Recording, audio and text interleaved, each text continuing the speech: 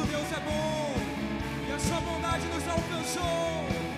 Obrigado, Senhor. Declare: Senhor, tu és bom, tua misericórdia é para sempre. Senhor, tu és bom, tua misericórdia é para sempre. Todos os povos te exaltarão, de geração em geração te adorarei. Aleluia, aleluia, te adorarei por tudo que és. Te adorarei. Aleluia, aleluia, te adorarei por tudo que és. Deus é bom.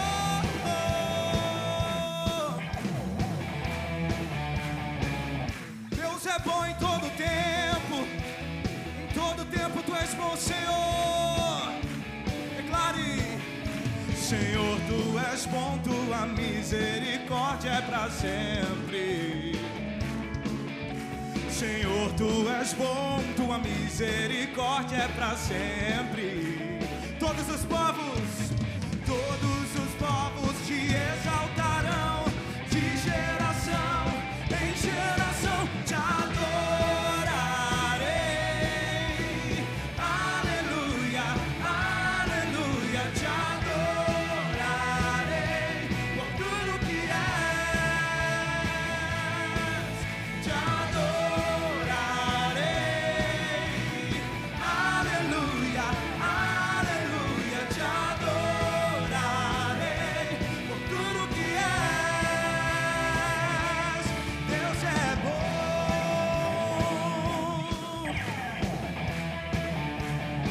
Tu és bom, Senhor.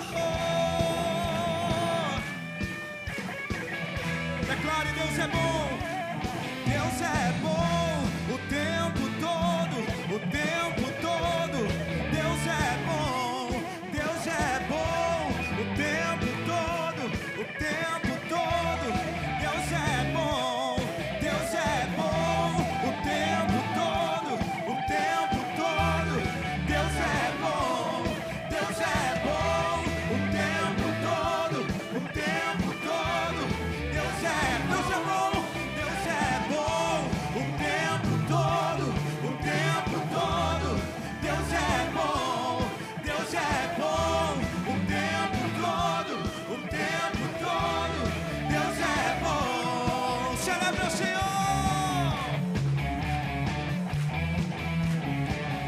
Celebramos tua bondade nessa noite, Senhor.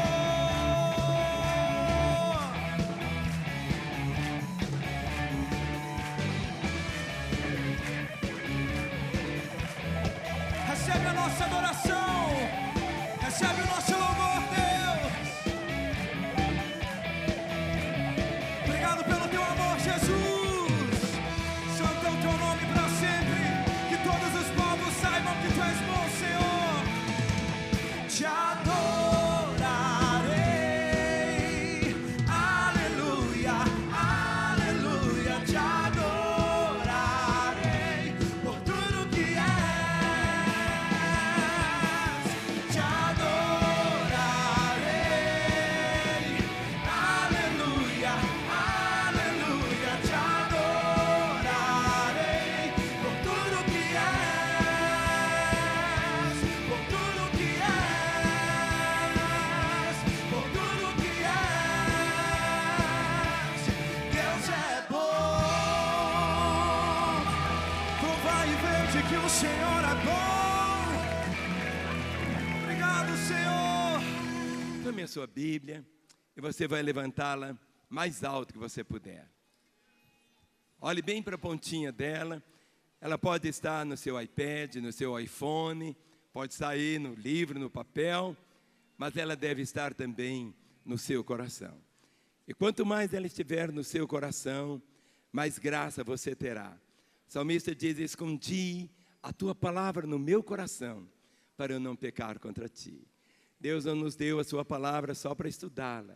Ela nos transforma.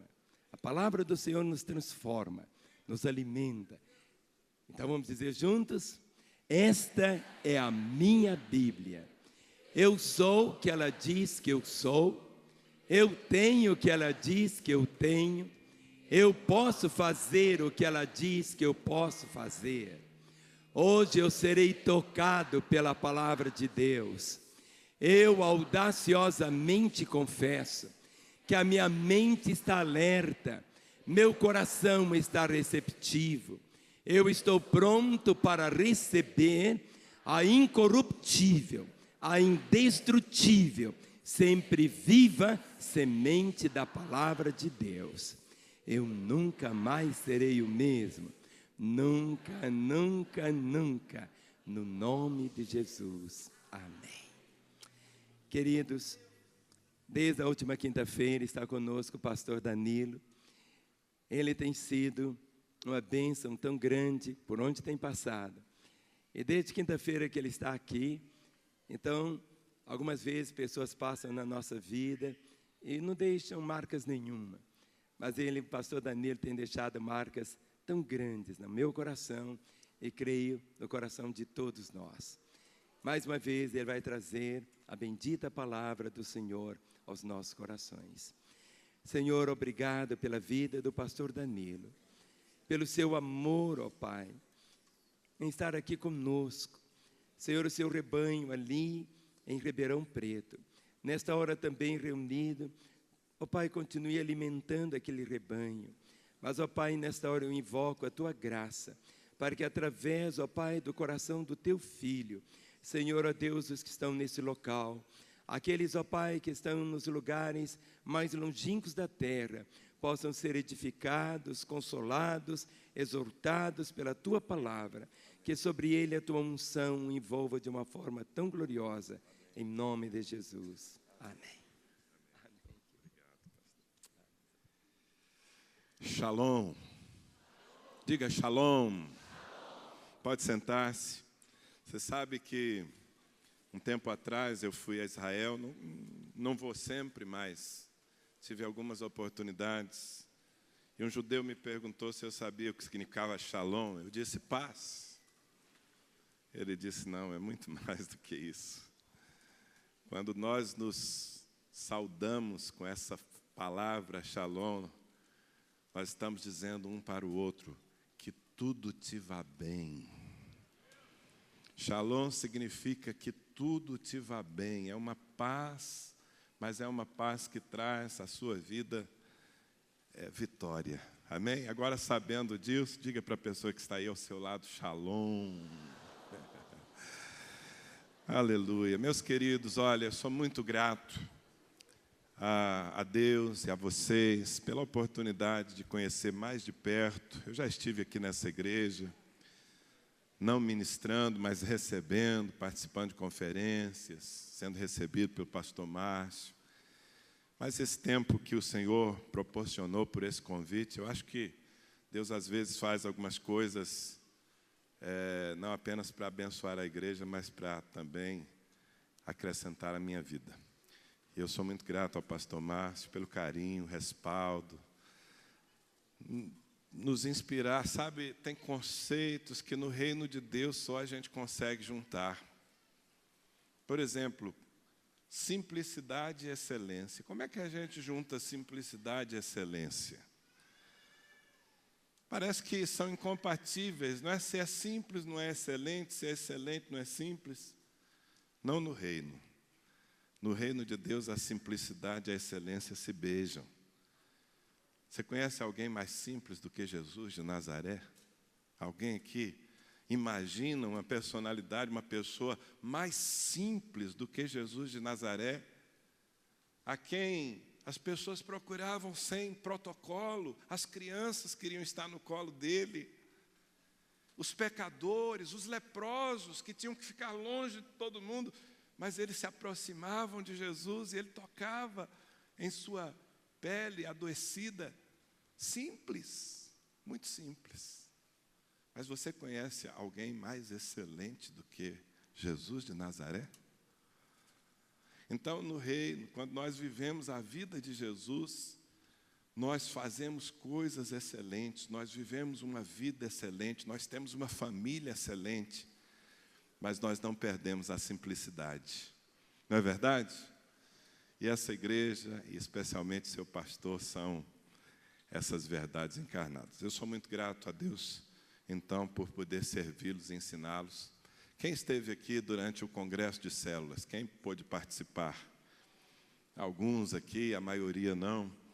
Eu queria, antes de ministrar a palavra que o Senhor colocou no meu coração, eu queria, te dar um conselho, e 2, obedecer o que o pastor Márcio me pediu para fazer. O conselho que eu quero te dar, e é um conselho do meu coração que eu creio que está respaldado pelo Senhor, ainda que essa igreja seja uma igreja multiministerial e tenha tantas fontes para você beber, beba de todas elas. Mas o meu conselho é: faça parte de uma célula. Faça parte de uma célula. Porque fazer parte de uma célula vai fazer com que você deixe de ser mais um no meio de uma multidão. Um dia Jesus Cristo, depois de ministrar a uma multidão, ele ouviu um conselho dos discípulos. Os discípulos chegaram para ele. Você já tentou dar conselho para Deus? Não? Quem aqui já tentou dar conselho para Deus? Eu acho que muita gente aqui. Senhor, vem cá, ouve o teu servo, vê o que o senhor nunca pensou nisso.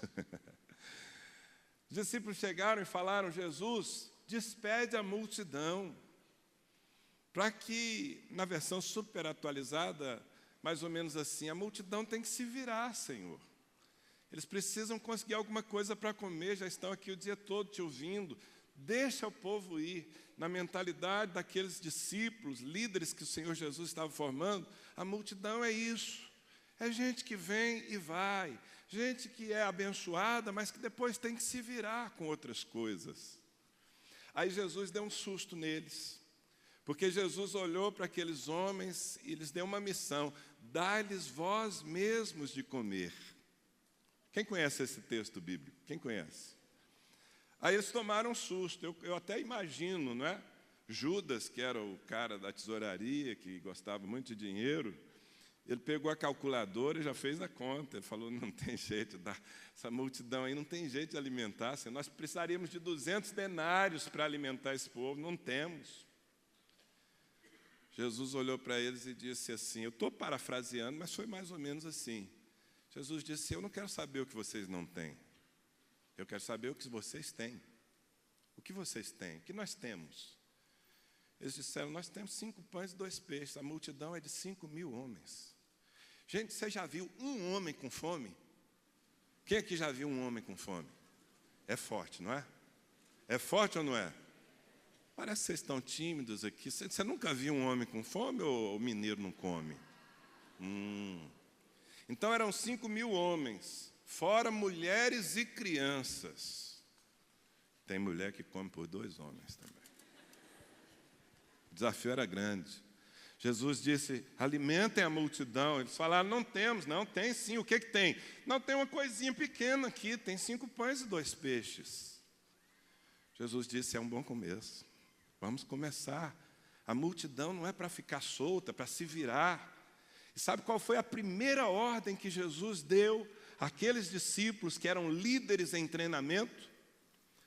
Organizem a multidão em pequenos grupos. Pode ler na sua Bíblia. Organizem a multidão em pequenos grupos, porque se eles não estiverem em pequenos grupos... Você já pensou, gente, se Jesus pegasse um sanduichinho de peixe, um McFish, né, que era o que estava disponível, né? Aquele povo todo passou o dia sem comer, todo mundo morrendo de fome. Se Jesus gritasse assim: pessoal, tem pão aqui, quem quer? Jesus ia virar pó. Você não acha, não? Mas Jesus, na sabedoria que o Pai lhe deu, Jesus disse assim: organizem a multidão em grupos de 100, grupos de 50, em pequenos grupos. Eles tiveram esse trabalho, dá um trabalho organizar a multidão em pequenos grupos. Mas eles organizaram a multidão. E aí trouxeram o que havia disponível, colocaram nas mãos de Jesus, E Jesus então ia multiplicando o pão e o peixe e não ia jogando, não. Jesus ia colocando nas mãos dos discípulos. Discípulos são muito importantes na igreja. Quem são os discípulos? São pessoas dispostas a aprender a fazer o ministério. Discípulo não é quem senta numa cadeira, num banco desse e fica ouvindo pregação de domingo a domingo. Discípulo é quem quer servir a Deus e para servir a Deus está disposto a aprender. Jesus tinha um grupo de discípulos e ele então vai fazendo milagre, colocando na mão dos discípulos e os discípulos vão distribuindo a multidão, grupo por grupo. E diz a Bíblia que quando tudo terminou, todos haviam comido e se fartado e ainda sobraram 12 cestos cheios de pães e peixes. Diga aleluia. Diga, esse é o meu Deus. Eu fico perguntando por que 12 cestos, talvez de castigo, para cada um carregar um cesto na cabeça e falar, você nunca se esqueça disso. É assim que se lida com a multidão. Então, eu estou contando essa história, lembrando a você, para que você entenda quão importante é, ainda que você esteja num ambiente como esse, numa igreja tão abençoada, onde Jesus está ensinando, está se manifestando de tantas formas, mas há coisas que você só vai receber se você estiver num pequeno grupo. É um segredo que eu tenho para compartilhar, e eu já compartilhei, você faça com ele agora o que você quiser. Amém? Deu para entender? Ah, pastor, mas isso é um programa a mais. Não.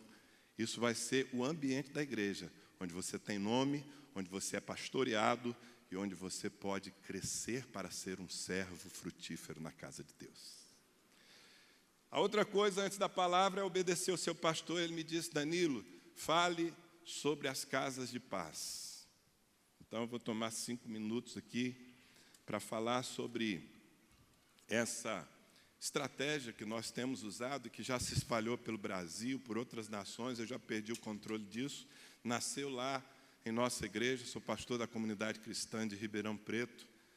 E há um tempo atrás percebi que as nossas células, nós somos uma igreja em células, todo o nosso povo está em células, está em pequenos grupos. E eu percebi que as nossas células tinham migrado da visão celular para a visão celulite. Eu falei aqui durante a conferência. Os crentes só estavam engordando, mas não estavam produzindo mais. E aí, nessa busca de uma solução, Deus me levou a Atos capítulo 10. Em Atos 10, Jesus pega 70 discípulos novos convertidos. É muito importante enfatizar que eram 70 novos convertidos. E como é que eu sei que eram novos convertidos? Bom, em primeiro lugar, porque na equipe de Jesus só tinha novo convertido. Você já pensou que no final do ministério de Jesus, o crente mais maduro que o acompanhava tinha 3 anos de conversão?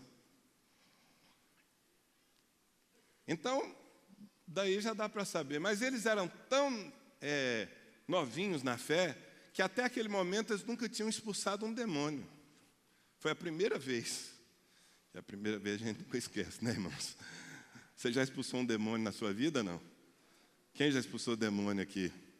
Então você deve ter lembrado da primeira vez, pelo menos, né? Mas o que Jesus fez? Jesus pegou esses 70, que não tinham grandes bagagens, não eram pessoas muito preparadas, e os organizou de 2 em 2, fez duplas, 35 duplas, e deu a eles uma missão. Vocês vão sair por aí, por essas aldeias, por essa região, não vão para o mesmo lugar, e vão fazer contatos, vão bater na porta das pessoas, e vão entrar nas casas, e quando vocês entrarem numa casa, Jesus disse, digam, a paz de Deus seja nessa casa, shalom. E se houver, palavras de Jesus, se naquela casa houver um filho da paz, permaneçam naquela casa, curando os enfermos e pregando o evangelho do reino até que eu vá. Quem era o filho da paz? Era uma pessoa que não conhecia Jesus, mas que estava sedenta, ao ponto de abrir a sua casa para alguém enviado por Jesus. E os 70 foram. Eu pagaria caro, irmãos, para saber como foi, como aconteceu esse tempo. A Bíblia não conta como foi. A Bíblia só conta como eles voltaram. Diz que eles voltaram, eu imagino, vários dias depois, porque isso não foi um negócio de um dia, não. Não foi. Imagina, 35 casas no mínimo que eles entraram, abriram, e Jesus prometeu, eu vou em cada casa dessa, fiquem lá até eu chegar. Então isso foi um movimento de vários dias, eu acredito. E quando eles voltaram, diz a Bíblia assim, e voltaram os 70 possuídos de alegria. Eles estavam eufóricos. E diziam, Senhor, até os demônios se nos submetem. Quem conhece esse texto bíblico? Lucas capítulo 10. Jesus falou, foi muito mais do que isso. Não foram só os demônios que se submeteram a vocês, não. Eu vi Satanás caindo do céu como um raio. Vocês produziram um estrago do império das trevas. Quando eu li isso com essa ótica, eu falei, pronto, vou fazer isso com a minha igreja. Vou enviar todo mundo, os novos convertidos, os velhos, os pastores, os adolescentes. Vou organizar todo mundo de 2 em 2 e vou enviar para acharem os filhos da paz em Ribeirão Preto. Quem são os filhos da paz? Pessoas não convertidas, pessoas que não são crentes ou que estão desviadas e que têm o coração aberto para Jesus ao ponto de abrirem sua casa.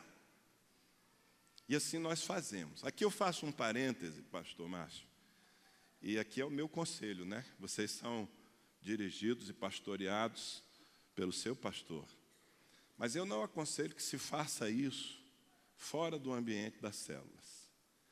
Porque é o ambiente da célula que dá o suporte para todo esse movimento. Se a gente faz assim, um monte de gente solta, é porque é uma guerra. Jesus, quando enviou 70, ele disse assim, olha, eu envio vocês como ovelhas para o meio de lobos. Tem toda uma guerra espiritual. Nós fazemos sempre isso com muita oração. Então, ainda que seja feito por, inclusive, novos convertidos, eu entendo que precisa ser feito com muita cobertura espiritual, com muita orientação. Então, nas células, a gente consegue organizar as duplas e enviar. Então, todos os anos nós enviamos. Nós separamos um tempo, uma vez por ano em nossa igreja, organizamos as duplas a partir das células. Todo mundo que é batizado, nós enviamos. Os que não são batizados, nós enviamos de contrapeso, vão juntos com uma dupla. E eles têm uma missão, achar o filho da paz. Mas como é que a gente acha o filho da paz? Não está escrito na testa de ninguém, filho da paz? Então a gente acha o filho da paz da seguinte maneira: aborda pessoas, gente que nós já conhecemos, da nossa família, do nosso trabalho, ou gente que não conhecemos e vamos intencionalmente fazer contato. E nós dizemos, por exemplo, para um frentista do posto que nos abastece toda semana, vem cá, querido, tem alguma coisa roubando sua paz? Tirando a tranquilidade da sua família, da sua casa, perturbando, entristecendo. Se ele compartilha um problema, e cá para nós, aqui no Brasil, encontrar alguém com problema não é muito difícil, não é verdade? Se ele compartilha um problema, pronto, ele mordeu nossa isca. Nós falamos assim, então, você não topa buscar a Deus por um milagre nessa área? Esse seu filho que está nas drogas, esse seu emprego que você perdeu, essa pessoa que está doente na sua casa, você não me receberia na sua casa para nós buscarmos um milagre? Eu conheço um Deus que faz milagres. E aí, muitas pessoas, irmãos, achar os filhos da paz no Brasil hoje está facinho, facinho. As pessoas dizem, não, eu quero sim, você vai na minha casa, eu quero. E aí nós propomos a ela, então, durante 7 semanas, uma vez por semana, fazer uma reunião na casa dela. A princípio, é com ela, mas na verdade nós queremos usar esse filho da paz como uma ponte para nós alcançarmos o restante da família que mora ali, os vizinhos, os amigos. E nós preparamos então 7 ministrações muito simples, que estão numa cartilha. Eu trouxe um material, não quero mais gastar tempo, eu me sinto muito mal, sabe, quando eu uso o púlpito e fico falando de livros e tal. Mas enfim, tem materiais ali, entre eles essa cartilha das casas de paz, que tem toda a descrição bem detalhada da estratégia e tem as ministrações que nós levamos. Uma reunião muito simples. E fazemos durante 7 semanas. Então alcançamos famílias, é um evangelismo consistente, Porque não é um folheto que a gente entregou, não é uma pregação que nós fizemos e as pessoas levantaram a mão e pronto. Não, é mais do que isso. São 7 semanas ministrando a palavra de Deus, orando por milagres. E cada ano nós temos feito uma colheita sobrenatural. No ano passado, num só dia, nós abrimos 1.815 casas de paz. Significa que nós entramos em 1.815 casas de pessoas não crentes e nós permanecemos pelo menos 2 meses dentro daquelas casas pregando o Evangelho, orando os enfermos e vendo Deus fazer milagres.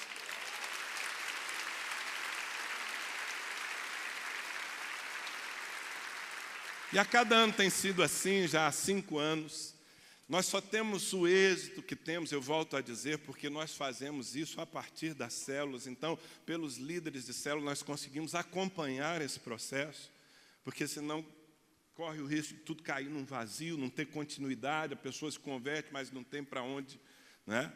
Tem vários detalhes que eu acho que não é o caso aqui de eu gastar o tempo, mas se você é um líder, se você tem a curiosidade de saber, procure esse material ali, tem um stand ali, tem um discípulo meu, um casal de discípulos muito queridos, que, aliás, eu queria até honrá-los, mas eles estão lá trabalhando. Moisés e Raquel são meus discípulos diretos, são parceiros meus no reino de Deus e líderes lá na nossa comunidade. Então, você pode conversar com eles lá, ok? Mas, enfim, é uma expressão. Sabe o que acontece com muitas dessas casas de paz depois de 2 meses? Elas se transformam em novas células, porque as pessoas se converteram. E sabe o que acontece com aquele semeador da paz que foi levar a palavra? Muitas vezes, ele que não queria ser líder, porque ele tinha medo de ser líder, como ele topou por 2 meses, ele gostou, porque quem cuida de gente, quem vê gente sendo transformada, se apaixona pelo ministério, depois de 2 meses, essa pessoa quer ser líder. Ela quer cuidar de quem ela ganhou. E aí, se ele não passou pelos treinamentos de liderança, ele vai passar pelos treinamentos enquanto cuida da sua nova célula, que foi uma casa de paz. Ok? Deu para entender, né, pastor? Então, há 5 anos nós fazemos isso. Em média, todos os anos, o ano passado foi o ano que conseguimos mais, mas em média, nós abrimos todos os anos 1.600 casas de paz. Depois de 2 meses, nós puxamos a rede, vemos quem se converteu, nós integramos na igreja, nós... Enfim, fazemos todo o processo de consolidação. Isso tem sido maravilhoso, não só para nós, mas em muitas igrejas no Brasil. Tomara que, de alguma maneira, no tempo do Senhor, seja útil aqui na Igreja Batista da Lagoinha também. Amém, gente? Quem tem sede da palavra de Deus aí? De verdade? Então, abra a sua Bíblia em Filipenses, capítulo 4. Filipenses, capítulo 4, versículos 11 a 13.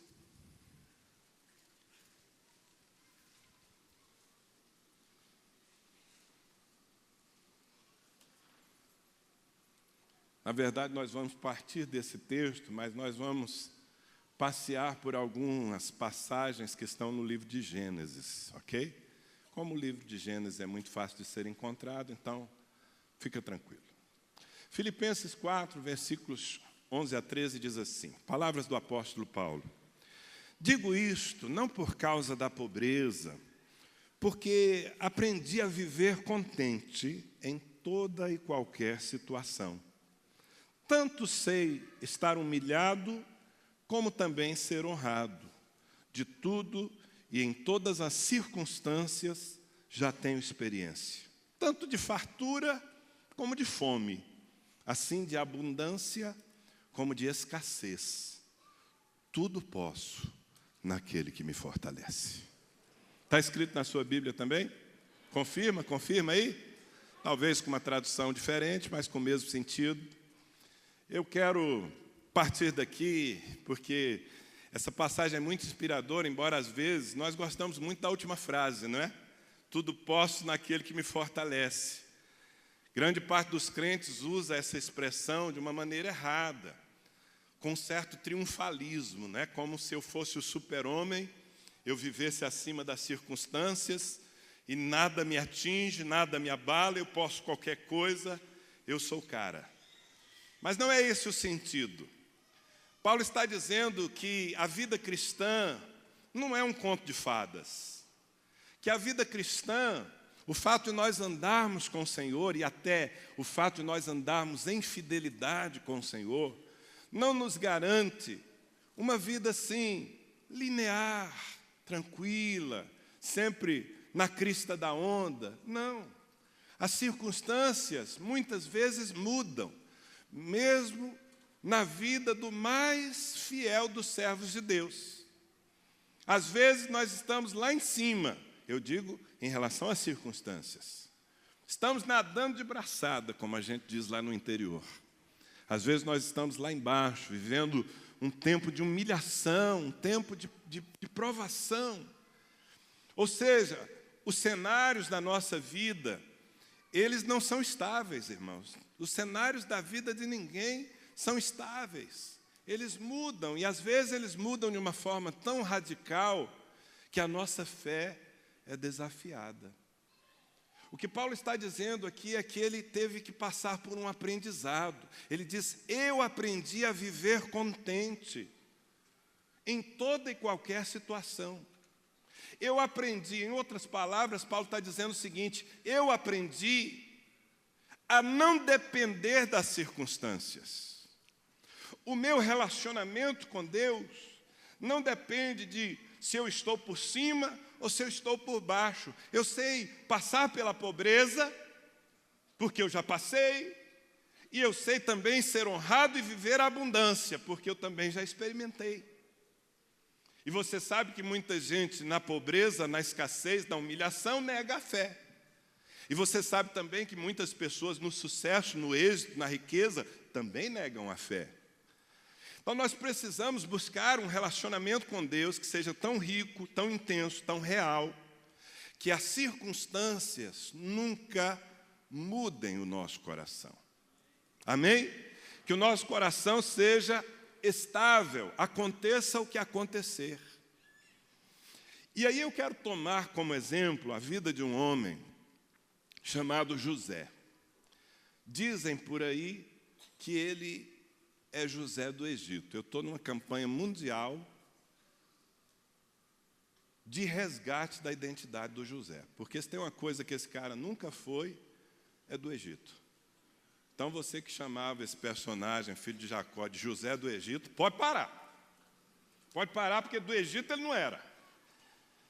Muito ao contrário, ele sabia muito bem a sua identidade, é verdade. A sua vida transcorreu a maior parte dela no Egito. No Egito, Deus fez milagres. No Egito, ele se tornou a segunda pessoa mais importante da terra. Mas ele não era do Egito. Quando ele estava para morrer, ele chamou a sua família.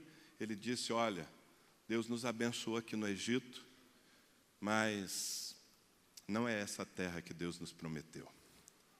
O que Deus prometeu ao nosso pai, ao nosso avô, foi que nós viveríamos na terra de Canaã, terra que mana leite e mel.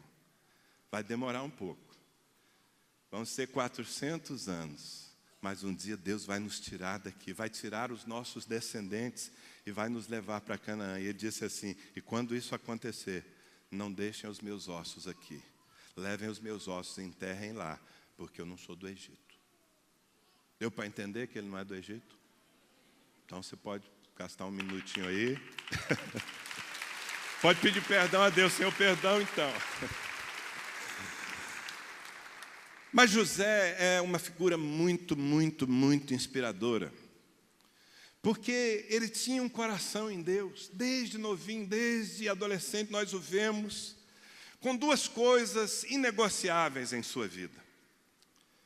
Ele não negociava o seu relacionamento com Deus. Nada abalava o seu relacionamento com Deus. E a segunda grande virtude de José, ao meu ver, é que ele tinha uma consciência: eu estou no mundo para servir. Nada vai me tirar essa identidade. Eu sou um servo, eu vivo para servir, eu estou aqui para fazer a diferença servindo as pessoas. E ele viveu sempre assim. Um tempo atrás, estudando a vida de José, eu me apercebi de uma coisa muito curiosa, porque os cenários da vida de José mudaram várias vezes. Quem de vocês aqui, sinceramente, conhece a história de José? Já leu, já estudou? Grande parte, não é? Os outros vão ler essa semana a história de José. Amém, gente? Porque vai valer a pena e vai enriquecer a palavra que você está recebendo dessa noite. José era filho de Jacó e ele passou por circunstâncias desafiadoras. Sua vida mudou várias vezes. E a curiosidade que eu descobri, estudando a Bíblia, foi a seguinte: cada vez que mudava o cenário, José trocava de roupa. A Bíblia conta 5 momentos em que José mudou de roupa mesmo. E cada mudança de roupa de José, na verdade, era um reflexo de uma mudança de circunstâncias, de cenário. E era um novo desafio que se apresentava para ele. E ele se tornou um modelo para todos nós, porque apesar de que ele mudava de roupa, seu coração permanecia o mesmo, sua fé permanecia a mesma. E eu quero levar você aqui a observar essas mudanças e comparar a sua vida a isso. A primeira vez que a gente vê José mudando de roupa está narrada em Gênesis capítulo 37. Por favor, abra a sua Bíblia e acompanhe a leitura. Gênesis capítulo 37, versículos 3 e 4. E se você é novo na igreja, está procurando o livro de Gênesis, comece pelo começo da Bíblia, ok? Vai ser mais fácil encontrar.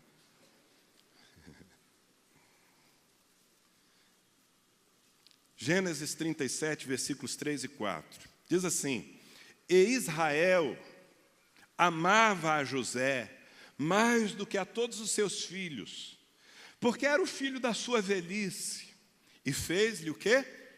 Uma túnica de várias cores.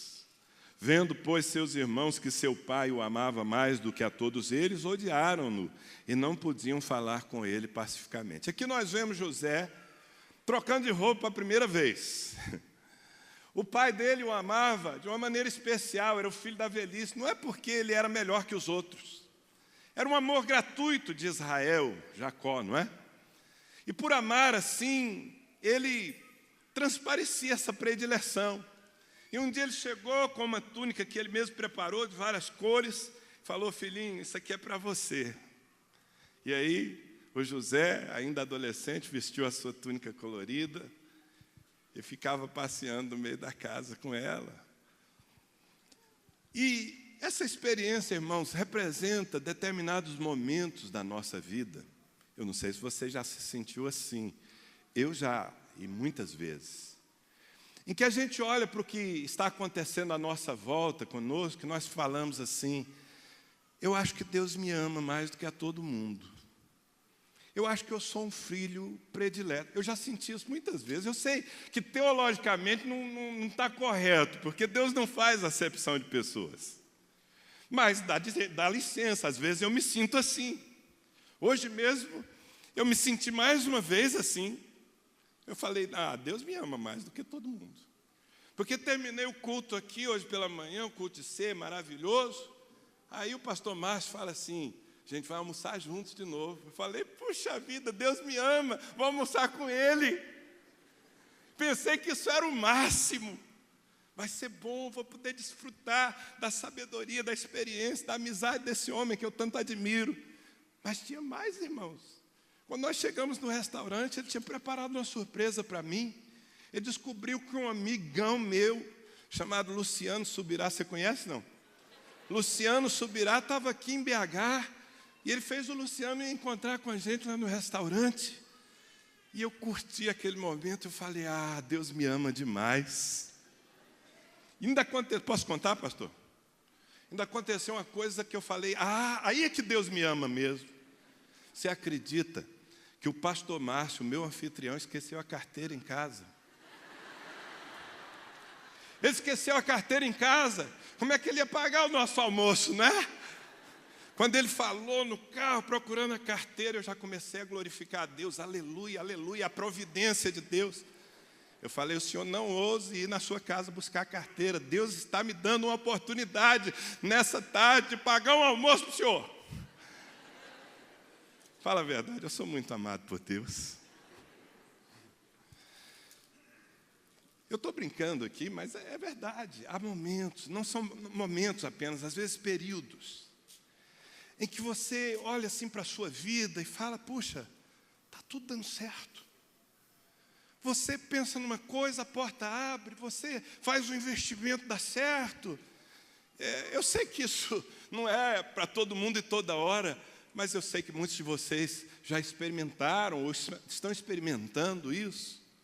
E não tem a ver com o nosso mérito, não pense, é porque eu sou bom e Deus está me premiando pela minha fidelidade. Nada disso, irmãos, é tudo graça, tudo graça. José não fazia nada mais do que seus irmãos. Seu pai o amava daquela forma especial, gratuitamente. É bom viver tempos assim, não é? Quem gostaria de viver com a túnica colorida, passeando? Oh, meu Deus, o Senhor está bom comigo. Mas é desafiador também. É desafiador. Há problemas que nós só encontramos quando estamos prosperando. Porque há pessoas, às vezes dentro da nossa própria casa, dentro da própria igreja, infelizmente eu tenho que dizer isso, há pessoas que se sentem incomodadas com o seu sucesso. São pessoas que ainda não entenderam o coração de Deus. São pessoas que têm, às vezes, o mesmo coração de Caim. Você se lembra da história de Caim? Caim levou uma oferta para Deus, o seu irmão Abel também levou, e Deus se agradou de Abel e da sua oferta. E Caim se ofendeu. Porque Caim viu no sucesso de Abel uma agressão a ele mesmo. Seu semblante caiu, ele ficou de birra com Deus. Ao invés de se inspirar no seu irmão, de olhar, puxa, Abel encontrou o caminho. Amados, nós precisamos aprender a nos inspirar no sucesso dos nossos irmãos. Amém? Quando tem alguém se dando bem ao seu lado, não veja isso como um atestado de incompetência para você, ao contrário. Bom, se Abel encontrou o caminho, deixa eu conversar com ele mais um pouquinho. Eu vou aprender com meu irmão, mas não. Caim resolveu matar Abel. E às vezes nós temos esse espírito dentro da igreja. O que aconteceu? Quando os irmãos de José viram José andando com a sua túnica colorida e vendo que ele tinha o favor do pai, qual foi a reação deles, irmãos? Nós lemos na palavra qual foi a reação? Eles passaram a odiar José. Eu já aprendi uma coisa. Prosperidade no sentido mais santo da palavra, ok? Porque prosperidade para mim não é dinheiro necessariamente. Eu tenho uma definição de prosperidade. Prosperar é avançar na direção do plano de Deus para a minha vida. Houve um dia na minha vida em que o Senhor me chamou para o ministério. Eu era filho de um fazendeiro, meu pai tinha condições financeiras, e para prosperar no plano de Deus, eu tive que abrir mão de conforto, de dinheiro, de um monte de coisas. Mas eu estava prosperando. Fiquei mais pobre, mas fiquei mais rico. Você entende isso? Então, Deus quer que prosperemos, que sejamos bem-sucedidos. Mas quando você é bem-sucedido, quando as portas se abrem para você, prepare-se. Prepare-se, porque pessoas de coração carnal vão ver nisso uma agressão e vão se levantar gratuitamente contra você. E aí você tem que ter um coração guardado na graça. Você não pode entrar nessa guerra, nesse jogo. Não entre. Quando você lê, e nós não temos tempo para fazer isso detalhadamente, mas você vai ver que enquanto estava com a sua túnica colorida, José servia aos seus irmãos. Servia aos seus irmãos. E foi servindo aos seus irmãos que o cenário mudou. Vamos ler um pouco mais adiante. Gênesis 37, versículo 23. Aconteceu que, chegando José a seus irmãos, o que ele foi fazer? Ele foi servir. O seu pai havia mandado que ele fosse servir os seus irmãos no campo. E a Bíblia diz assim: e aconteceu que, chegando José a seus irmãos, tiraram de José a sua túnica, a túnica de várias cores que trazia, e tomaram-no e lançaram-no na cova. Porém a cova estava vazia, não havia água nela. Depois assentaram-se a comer e levantaram seus olhos e olharam, e eis que uma companhia de ismaelitas vinha de Gileade, e seus camelos traziam especiarias e bálsamo e mirra, e iam levá-los ao Egito. Então Judá disse aos seus irmãos: que proveito haverá que matemos a nosso irmão e escondamos o seu sangue? Vinde e vendamo-lo aos ismaelitas, e não seja a nossa mão sobre ele, porque é nosso irmão, nossa carne. E seus irmãos obedeceram. Passando, pois, os mercadores midianitas, tiraram e alçaram a José da cova e venderam José por 20 moedas de prata aos ismaelitas, os quais levaram José ao Egito. Mudou o cenário, mudou a roupa, a túnica colorida, que representava todo aquele favor, todo aquele carinho, todo aquele aconchego, foi arrancada, assim, sem aviso prévio, ele não esperava aquilo. Irmãos, de repente, esse menino, ele era ainda um garoto, de repente, ele é subtraído, é tirado dele quase tudo que ele tem. Não foi só a túnica, queridos, foi a dignidade, foi a família, foi o carinho do pai. Você já pensou alguém entrar na sua casa, pegar você, arrancar do meio da sua família, onde você é amado, levar para uma terra distante e te colocar lá no mercado de escravos para ser vendido? Foi o que aconteceu com José nesse momento. Perdeu a túnica colorida e certamente recebeu uma roupa velha de escravo. As circunstâncias mudaram. Irmãos, quando nós passamos pelos momentos de perdas, e principalmente quando as perdas vêm assim, avassaladoras, e quando elas vêm sem preparação da nossa parte, elas são um grande desafio. E ninguém aqui, nem eu e nem você, vai passar pela vida sem perdas. Ninguém vai passar pela vida sem chorar uma traição. José foi vendido pelos seus irmãos. Sabe, o melhor crente passa por situações assim. Eu gostaria de dizer: olha, você é fiel, você é dizimista, você é temente a Deus, você vive uma vida santa, então fique tranquilo, porque nunca você vai ser traído, nunca você vai ter uma falência, nunca você vai ter uma situação angustiante. Não posso te dizer isso. Jesus disse: no mundo tereis aflições. Hoje pela manhã eu compartilhei sobre isso. Um tempo atrás, um pastor do Rio de Janeiro, um amigo meu, de muitos anos, ele havia me convidado para ministrar a sua igreja várias vezes e eu não tinha podido ir, por agenda. Então eu sempre dizia: Pedro, não posso nessa data e tal. Mas há uns 3 anos atrás, eu creio, ele me telefonou, ele me disse: Danilo, eu preciso de você. É um feriado, eu sei que a sua agenda já é cheia, mas eu preciso de você ministrando a minha igreja. E realmente eu tinha a agenda muito cheia. Eu não podia ir, mas eu também não podia dizer não àquele pastor, porque ele estava passando um momento muito difícil. 2 meses antes, ele, num belo dia, saiu de casa para cumprir a sua rotina pastoral, foi para o prédio da sua igreja fazer o seu trabalho, e lá pelo meio da manhã, esse homem sentiu necessidade de ter a sua esposa consigo para um aconselhamento de casais. Ele pega o celular e liga para casa, o telefone não atende, ele fica preocupado, pega o seu carro, volta em casa. E quando ele entra naquela casa, a sua esposa, uma mulher de Deus, uma pastora com todas as letras, uma mulher saudável, ainda jovem, que era grande parte da força do seu ministério, que nunca tinha baixado a um hospital doente, a mulher que havia dormido ao seu lado na noite anterior, naquela manhã não acordou.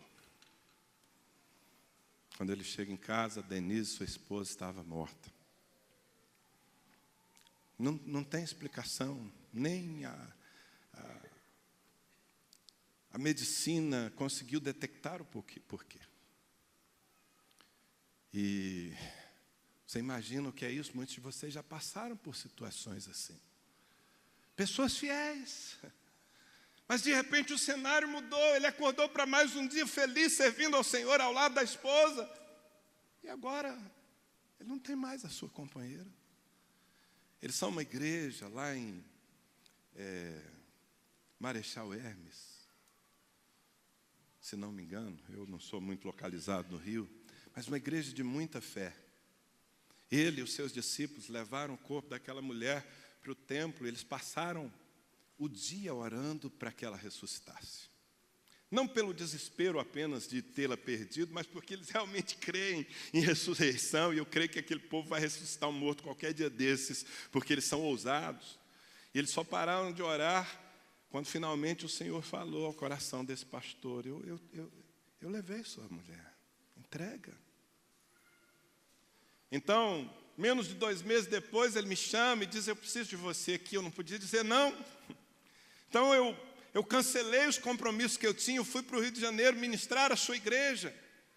Eu nunca tinha entrado na sua casa, nós nos encontrávamos várias vezes, mas nunca tinha ido à sua casa. Quando eu entrei naquela casa, meu Deus, que casa enorme, é muito grande para um homem só. Eu senti a tristeza. E ministrei a igreja naquele final de semana, no final de semana de carnaval. Mas eu que achei que fui lá consolar aquele homem, as suas filhas que já eram casadas, eu voltei de lá dizendo: meu Deus, faz de mim um crente como meu amigo. Porque na dor daquela separação, na dor daquela morte, no luto daquela perda, eu vi aquela família no altar do Senhor, apaixonada, levantando as suas mãos e dizendo: Senhor, eu te amo, eu quero te servir por toda a minha vida, Tu és o único bem que eu não posso perder. E eu vi a atitude deles na presença de Deus e servindo a igreja, ministrando, e eu disse: meu Deus, me dá esse coração. Um coração que não deixa de te amar, que não te questiona, mesmo quando as coisas parecem que viram de avesso na nossa vida. Assim aconteceu com José. José perdeu tudo. Ou melhor, tudo não. José perdeu sua família, perdeu o conforto, perdeu o aconchego, perdeu a dignidade, porque um homem vendido numa praça não é uma situação de dignidade. Mas José não perdeu a sua fé. A fé desse jovem não foi abalada. Então, no Egito, quem é José? O José que eu vejo no Egito, ele vai parar na casa de um homem poderoso chamado Potifar. E o José que eu vejo na casa de Potifar é o mesmo José que eu vejo na casa de Jacó, seu pai. Ele é crente, ele serve a Deus e ele serve aos homens. Ele tem uma missão. Parece que ele entendia: onde eu estiver, eu tenho uma missão de melhorar aquele lugar. Ainda que eu não esteja no lugar que eu gostaria de estar, se eu estou no ambiente, esse ambiente vai melhorar por minha causa, porque ali eu serei um servo. Então José serve na casa de Potifar, que o comprou.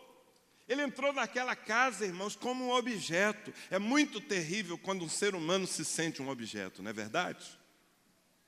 E algumas das pessoas que estão aqui já se sentiram um objeto nas mãos de alguém.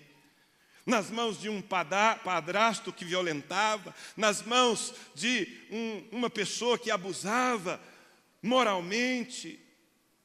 É terrível. Ele entrou naquela casa como um objeto.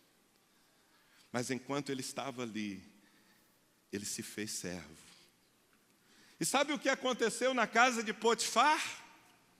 Deus começou a abençoar a casa de Potifar por causa de José.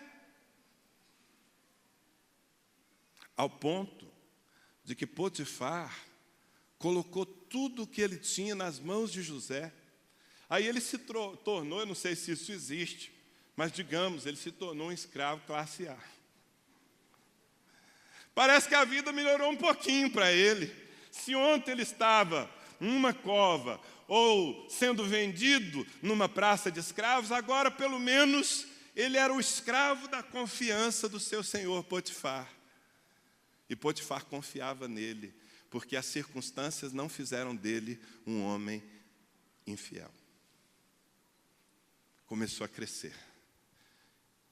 Mas você está entendendo a mudança que houve na vida dele? Quem está entendendo? Quantos de vocês já passaram por perdas dolorosas e terríveis na vida? Quantos já passaram? Muitos, muitos. E eu não sou profeta das sombras, mas eu tenho que admitir que ainda passaremos.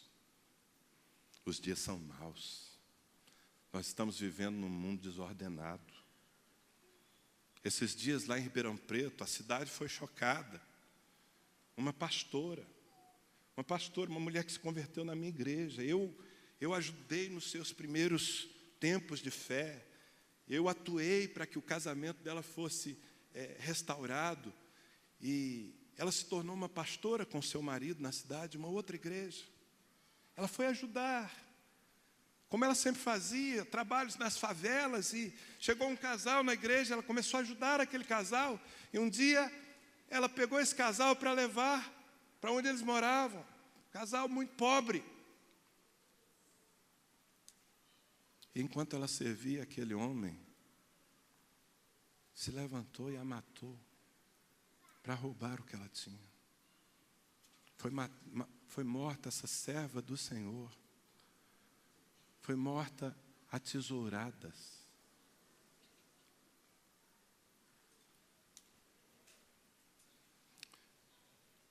Eu dei um abraço no marido dela e eu disse, força. Sabe, tem momentos que são muito duros na vida mesmo dos servos. Mas se nós temos um coração em Deus, amado, eu não estou aqui para apavorar você, para te fazer sair dali com medo do que vai acontecer, não. Eu estou aqui para dizer que aconteça o que acontecer, Deus está no trono e a sua graça nos basta. E Ele é capaz de fechar qualquer ferida na nossa vida e de nos manter de pé, mesmo quando nós nos sentimos os mais fracos entre os homens. José não permitiu que o seu coração amargasse. Ele poderia viver ali aqueles anos dizendo, Deus, o Senhor se esqueceu de mim. O que eu fiz para merecer isso? Não. José servia. E parece que a coisa começou a melhorar um pouco. Como eu disse, ele se torna um escravo de luxo. Certamente tinha uma condição melhor que os outros. Mas aí, de repente, diga de repente, o cenário muda de novo e José vai trocar de roupa. Vamos lá? Você está comigo? Isso aqui é o único Big Brother, irmão, que você pode ver as pessoas mudando de roupa e não piorar na sua moral, ok? Aqui você pode. Aquele da televisão é melhor você nem ver a propaganda, tá bom? Gênesis 39, versículo 7. E aconteceu que depois destas coisas, que a mulher do seu senhor pôs os seus olhos em José e disse, deita-te comigo. Porém ele recusou e disse à mulher do seu senhor, eis que o meu senhor não sabe do que há em casa comigo, e entregou em minha mão tudo o que tem. Ninguém há maior do que eu nesta casa, e nenhuma coisa me vedou, senão a ti, porquanto tu és sua mulher. Como, pois, faria eu tamanha maldade? E pecaria contra Deus. E aconteceu que, falando ela cada dia a José, e não lhe dando ele ouvidos para deitar-se com ela e estar com ela, sucedeu num certo dia que ele veio à casa para fazer o seu serviço, e nenhum dos da casa estava ali. E ela lhe pegou pela sua roupa, dizendo, deita-te comigo. E ele deixou a sua roupa na mão dela e fugiu, e saiu para fora. E aconteceu que, vendo ela que deixara a sua roupa em sua mão e fugira para fora, chamou os homens de sua casa e falou-lhes, dizendo: vede, meu marido trouxe um homem hebreu para escarnecer de nós. Veio a mim para deitar-se comigo, e eu gritei com grande voz. E aconteceu que, ouvindo ele que eu levantava a minha voz e gritava, deixou a sua roupa comigo e fugiu, e saiu para fora. E se você continuar lendo o texto, você vai ver que dali José foi parar numa masmorra. Numa masmorra, preso injustamente, acusado de assédio sexual, coisa que ele nunca cometeu. Mudou o cenário. Parece que estava começando a melhorar, piorou tudo. Agora ele não é mais escravo, ele é um prisioneiro. Que desafio, não é, irmãos? E sabe, eu acho muito interessante que, mais uma vez, ele tem que mudar de roupa, né? Agora foi uma escolha. Se quando ele perdeu a túnica colorida foi uma agressão dos outros, agora foi uma escolha. Porque José teve que tomar uma decisão, enquanto aquela mulher o assediava com o pecado. A mulher de Potifar, eu não sei o nome dela, deve ser Potifera. A Potifera deu em cima dele, irmãos. E naquele momento ali, ela agarrou nas suas vestes e ele teve que tomar uma decisão. E ele tomou a seguinte decisão: eu perco as minhas vestes, eu perco a minha liberdade, mas eu não perco a minha vergonha. E ele deixou as vestes para ficar com a vergonha, para ficar com a fidelidade. Porque ele dizia, em primeiro lugar, o meu senhor Potifar, confia em mim, eu não faria uma maldade, eu sou um homem de palavra, eu sou um homem fiel, confiável, eu sou de Deus. Quando você é de Deus, você é confiável. Posso ouvir um amém? Amém. Mas não apenas a sua relação humana, ele dizia, como pecaria eu contra o Senhor? José estava disposto a fazer qualquer coisa para não pecar, ainda que ele tivesse que parar numa masmorra. O quanto você está disposto a fazer para não pecar? Porque eu quero dizer, irmãos, a Potifera está solta aí, viu? E quando eu falo da Potifera, eu não estou falando só de pecados morais, sexuais, não. A Potifera às vezes se manifesta em nossa vida dizendo, ei, tem um jeito de ganhar dinheiro aqui.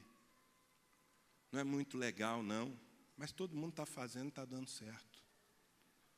Se você entrar nessa, cara, em pouco tempo você constrói sua casa, você compra o carro dos seus sonhos.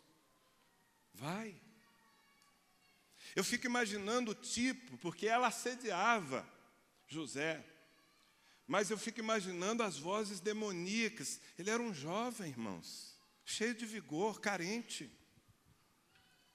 Eu fico pensando nas vozes demoníacas que talvez falassem ao seu coração, ei, rapaz, você está aqui esquecido nessa terra distante.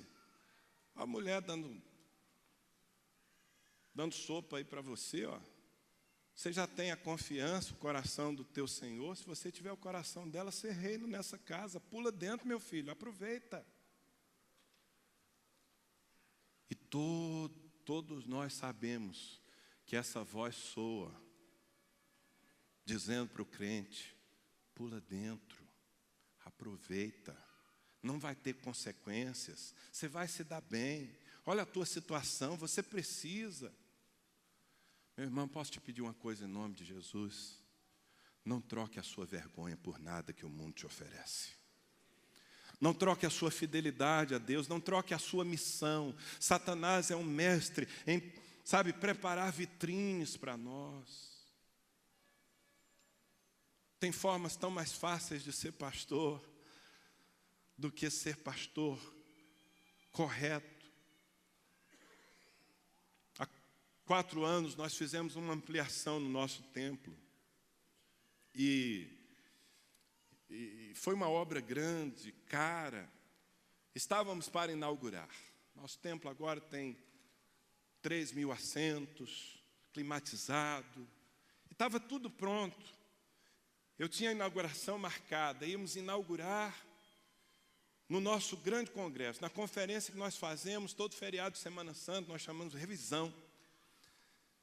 Vinha gente de todo lugar, pessoas que vinham do Brasil, de fora do Brasil, inscrições esgotadas. E estava tudo pronto. Mas faltava um detalhe. Nós tínhamos preparado uma casa de força, novos geradores e tal, questão elétrica.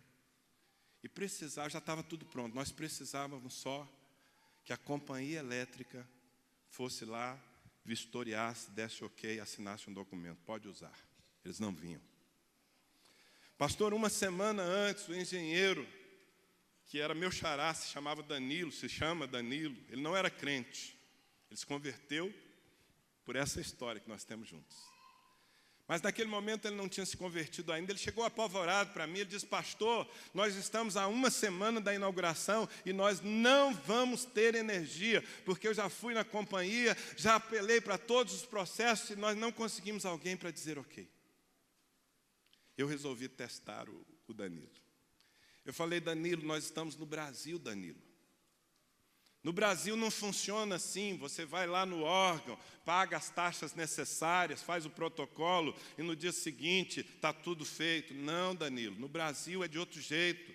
No Brasil você tem que descobrir quem é a pessoa que decide. E você tem que chegar lá com um presente, R$500, R$1.000, resolve. Ele falou: é isso aí, pastor. Eu falei: só, meu filho, que se depender de R$1.000, de R$500, de R$100, nós vamos inaugurar isso aqui à luz de velas. Eu não faço isso. Eu não faço isso. Eu sou de Deus. Eu represento um reino. E olha, irmãos, nós não inauguramos à luz de velas, não. Eu tive que alugar geradores para toda aquela conferência. Nós pagamos uns 12, 15 mil reais em algo que, se a gente desse uma ponta de 100, 200 para um funcionário, resolvia. Mas eu prefiro perder dinheiro do que perder a moral, do que perder a vergonha, do que perder o temor. E você? A Potifera está aí. As circunstâncias vão, às vezes, oferecer para você um caminho mais rápido. Mas nós precisamos entender que as circunstâncias não podem mudar o nosso coração. Eu sou de Deus, eu sou fiel, eu sirvo ao Senhor, eu sirvo as pessoas que Deus colocou no meu caminho e eu não traio ninguém. Porque eu tenho uma identidade que nasce no meu Deus. Pois José foi para a cadeia. E a gente passa as páginas da Bíblia assim com uma facilidade, não é? Passou uma página, tão fácil. Leu um capítulo. Mas às vezes um capítulo são anos de sofrimento na vida de um personagem. Mas o que fazia José na cadeia? Porque agora mudou o cenário e foi feio, hein? O que fazia José na cadeia, irmãos? O mesmo que ele fazia na casa do seu pai Jacó, o mesmo que ele fazia na casa de Potifar. José mantinha a sua comunhão com Deus, mantinha os seus dons ativos e servia as pessoas que estavam na cadeia. Ao ponto de que o responsável pela cadeia, pela prisão, ele colocou José como administrador. E a Bíblia diz que na prisão tudo que José fazia prosperava. Irmão, eu não consigo definir o que é uma prisão próspera. Eu não sei se ele tinha frigobar, se ele tinha... Pelo menos a Rede Super tinha lá uma tela lá, não é que não podia mudar o canal, era só a Rede Super. Mas como é admirável esse homem de Deus. Ele não se deixava abalar. Não, eu não creio que ele era diferente de nós. Eu sei, em muitos momentos, sabe, os pensamentos o assaltavam. Será que Deus me esqueceu? Quando isso vai acabar? Eu verei o meu pai um dia? Não, verei, porque Deus me deu uma visão. Eu vi o meu pai se curvando diante de mim. E os irmãos dele entendiam que aquelas visões e sonhos que ele tinha se cumpririam da seguinte forma: um dia você vai reinar sobre nós. José nunca entendeu aqueles sonhos como: eu vou reinar sobre a minha família. José sempre entendeu da forma certa: um dia a minha família virá e eu vou abençoar toda a minha família. Que foi o que se cumpriu depois, não é verdade? Então ele está na cadeia, e o que ele faz na cadeia serve. E ele tem a confiança. E quando alguém tem uma necessidade, o dom que José tinha era um dom maravilhoso. Aliás, é o dom que eu tenho também. De outra forma, mas é o mesmo dom. Sabe qual era o dom de José? José dava sentido ao sonho dos outros. As pessoas sonhavam e José dava sentido ao sonho. Eu também vivo fazendo isso, irmãos. E muitos de vocês aqui. A gente dá sentido aos sonhos dos outros. Amém? E aí ele servia. Plantava sementes na vida das pessoas. E nem sempre elas eram gratas. Um dos homens que José abençoou com seu dom, ele foi solto. E ele prometeu se lembrar de José, mas se esqueceu, né? Não é verdade? Por isso que eu estou falando, quem conhece a história, eu não tenho tempo para ler todos os textos. Então, quem conhece a história está desfrutando mais. Quem não conhece, vai ler essa semana. E você vai ter essa mensagem muito mais completa na sua vida. Está combinado assim, gente? Então, está lá, ele está na prisão. Você já viu como é divertido um dia na prisão? Mas não era uma prisão tipo, não, era uma masmorra, irmãos. Um lugar insalubre. Lá estava ele todo dia, orando, adorando. E, de repente, num determinado dia, ele acorda para mais um dia na prisão. Mas olha o que acontece. Está aberta a Bíblia aí? Vai mudar de roupa de novo, hein? Vai mudar de roupa. Atenção, hein? Tchan, tchan, tchan, tchan. Gênesis 41, versículo 8. E aconteceu que pela manhã o seu espírito perturbou-se. Está falando de Faraó, o homem mais poderoso da terra naquela época. Seu espírito perturbou-se e enviou e chamou todos os adivinhadores do Egito e todos os seus sábios, e Faraó contou-lhes os seus sonhos, mas ninguém havia que lhes interpretasse.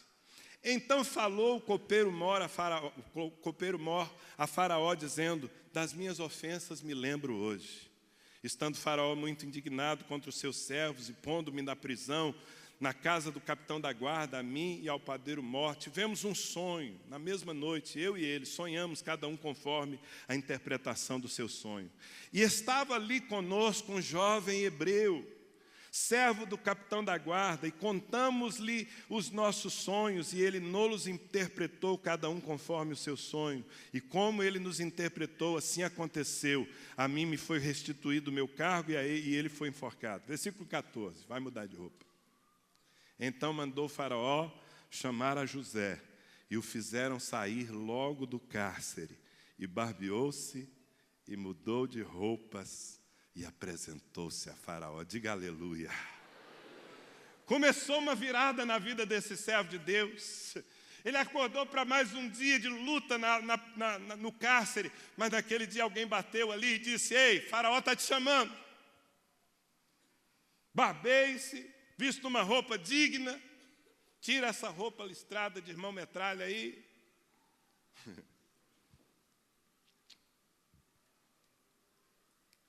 Eu chamo isso de os tempos das oportunidades. Posso profetizar sobre a sua vida? O tempo da oportunidade vai chegar para você. Pode demorar, mas chega. Na vida dos servos de Deus, oportunidade. Mas não é só festa, não.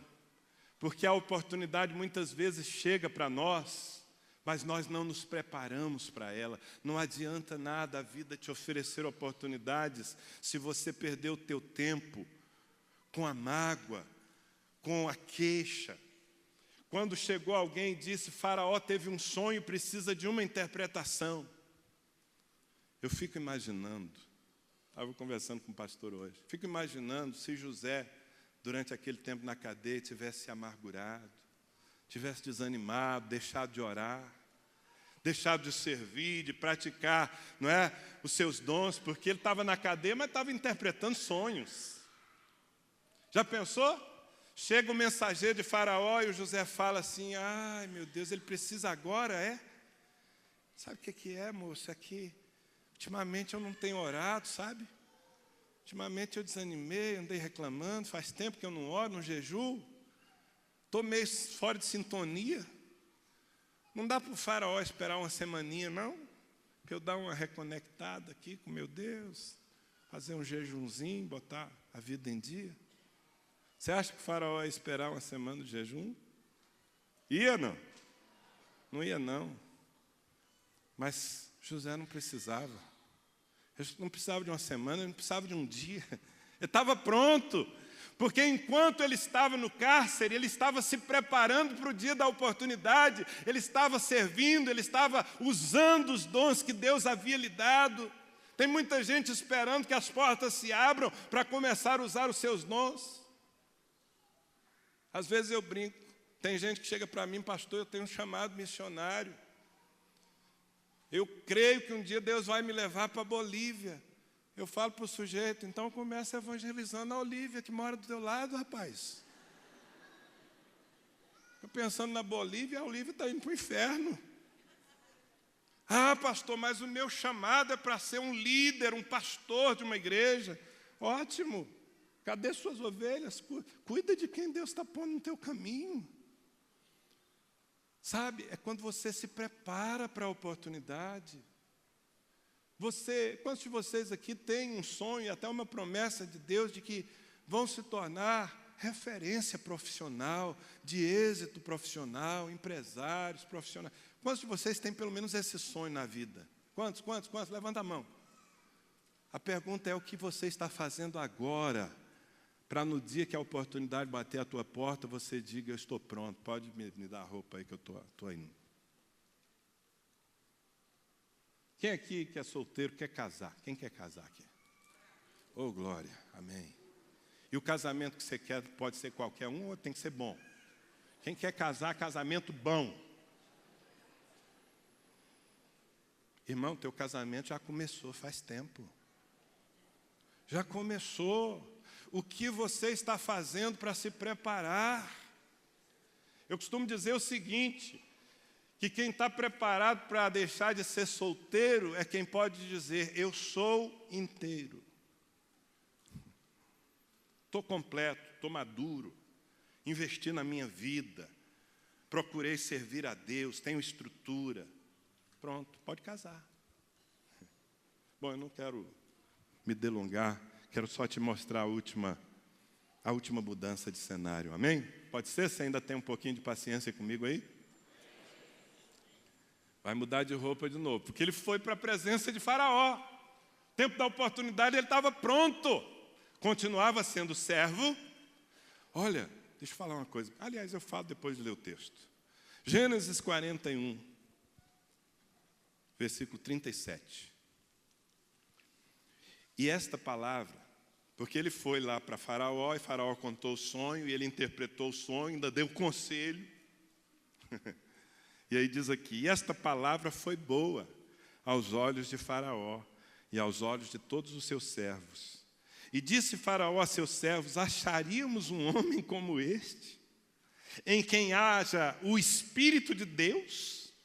Depois disse Faraó a José, pois que Deus te fez saber tudo isso, ninguém há tão entendido e sábio como tu. Tu estarás sobre a minha casa. E por tua boca se governará todo o meu povo. Somente no trono eu serei maior que tu. Disse mais Faraó a José, vês aqui te tenho posto sobre a terra, toda a terra do Egito. E tirou Faraó o anel da sua mão e o pôs na mão de José. E o fez vestir de roupas de linho fino. Não acredito que você não vai dizer aleluia. Não, eu vou ler de novo, porque ficou muito mal para você, irmão. Eu vou ler de novo, tá bom? E o fez vestir de roupas de linho fino. Aleluia, a vida virou.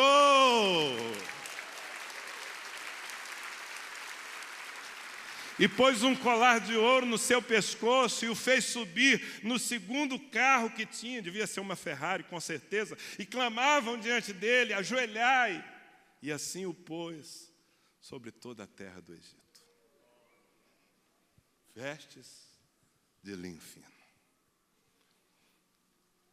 E agora José seria o governador do maior império da terra. O segundo, Não era problema para ele, ele nunca quis ser o primeiro mesmo. Gente, você quer saber uma libertação? É você se sentir feliz sendo o segundo. Isso é uma libertação na nossa vida. Tem muita gente que vive se matando e matando os outros porque quer ser o primeiro. José nunca quis ser o primeiro. Então ele foi o segundo. Pronto. Quem olha para aquele rapaz que foi colocado numa feira de escravos e agora olha um governador andando de vestes de linho fino, muito melhor que a túnica colorida do começo, fala, não é o mesmo homem, não. Mas sabe, era o mesmo homem. Ele não mudou. Porque nem a prisão mudou, nem o mercado de escravo mudou, nem a casa do pai mudou, e muito menos agora, quando ele chega no topo do topo, crista da onda.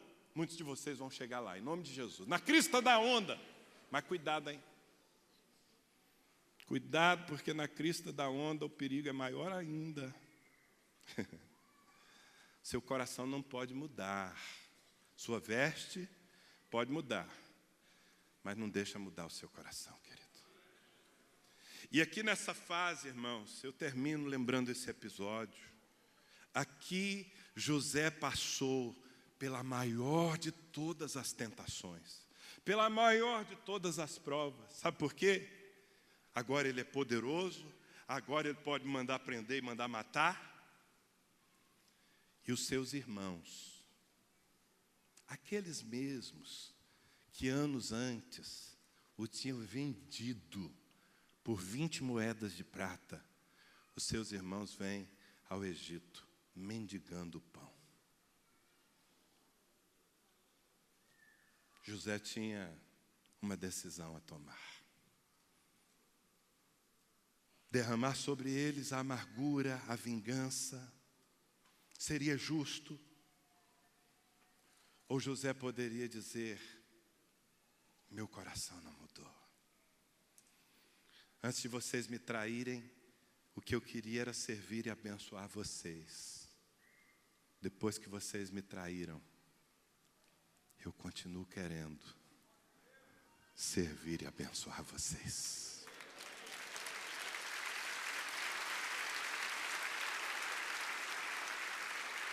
Mas não foi fácil, não.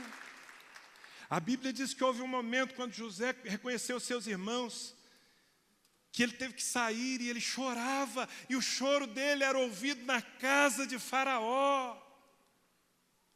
A carne dele gritava, vingança. Não é justo você dar o perdão e a honra para esses sujeitos que fizeram tanto mal a você. Mas José tinha uma decisão na vida, irmãos. Quando ali no Egito lhe nasceu o primeiro filho, sabe qual foi o nome que ele deu ao primeiro filho? Manassés. Sabe o que significa Manassés?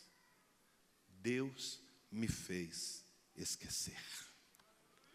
Manassés tem que nascer na nossa vida, se nós não quisermos cair pela soberba, pela mágoa, pela amargura, pela vingança. Manassés precisa nascer em sua vida, é uma decisão sua.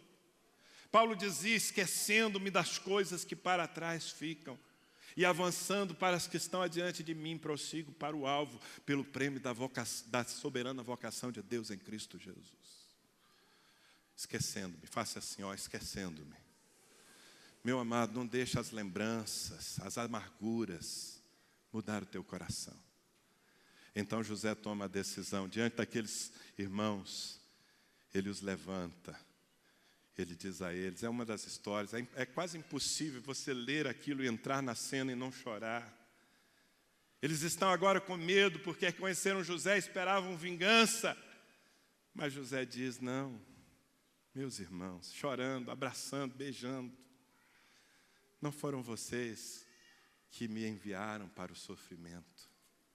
Foi Deus que me enviou adiante de vocês para preparar o futuro de vocês. Agora, a visão que eu tive quando eu era um menino vai se cumprir. Eu não vou governar vocês. Deus me levantou para abençoar vocês. Vocês vão viver na terra mais próspera do Egito, a terra de Gósen. Portanto, meus irmãos, gozem.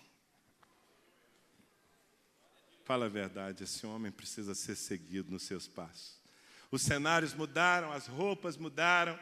Às vezes ele estava lá em cima, às vezes estava lá embaixo, às vezes estava com uma veste escrava, às vezes com linho fino. Mas o coração de José, parece até que ele conhecia a frase: sei ter abundância, como sei passar necessidade. Sei ser honrado e sei ser humilhado. Posso todas as coisas naquele que me fortalece. Por favor, fique em pé. Fique em pé.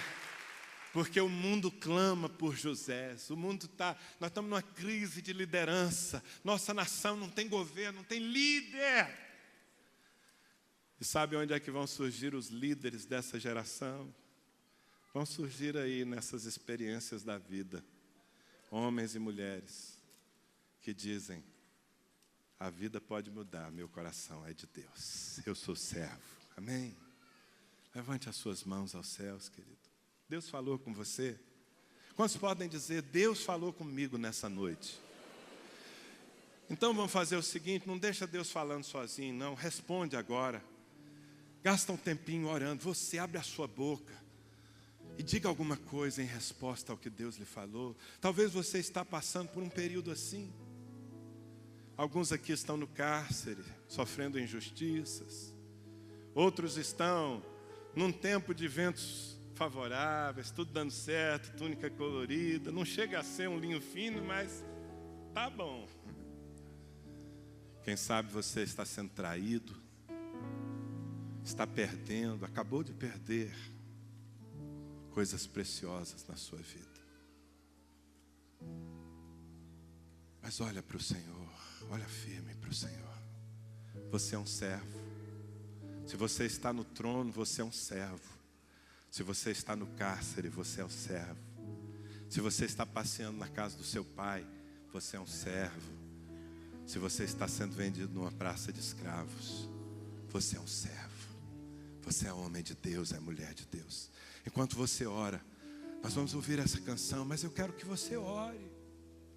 Que você diga: Deus, me ensina esse caminho, me dá um coração estável, um coração firme na fé.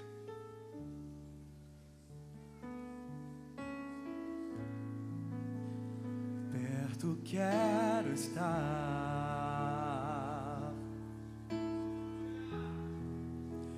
junto aos teus pés,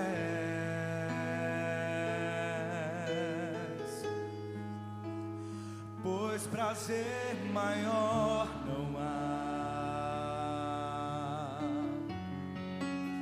que me render e te adorar.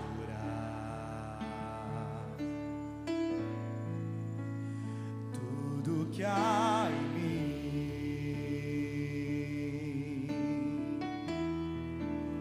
eu quero te ofertar,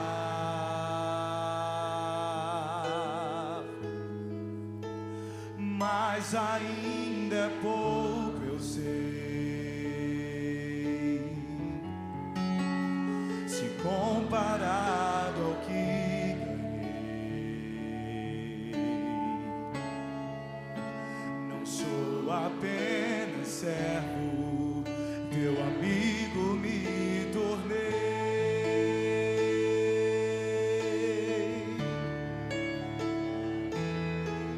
Diga: te louvarei. Te louvarei.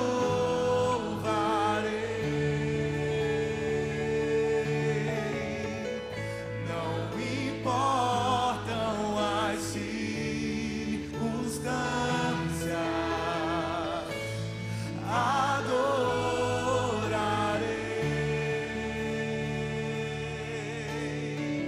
somente a ti, Jesus.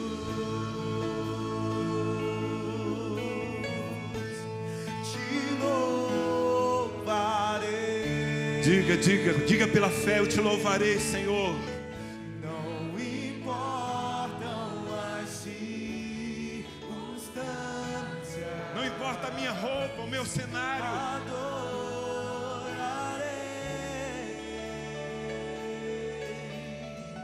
somente a ti, Jesus. Levante as suas mãos aos céus. Diga: Senhor, aconteça o que acontecer,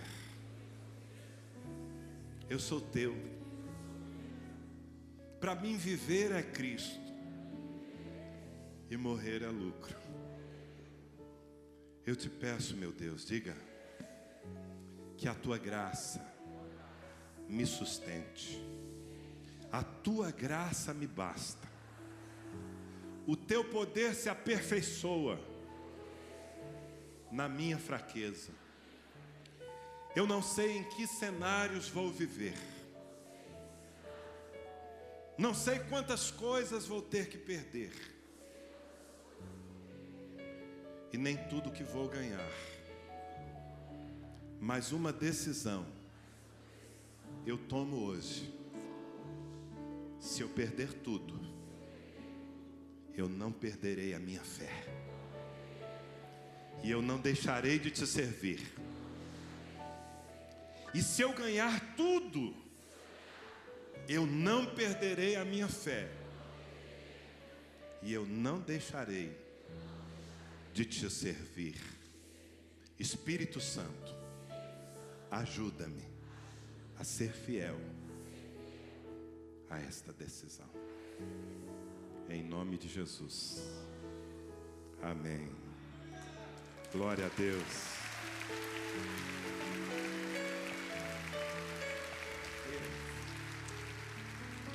Oh, aleluia!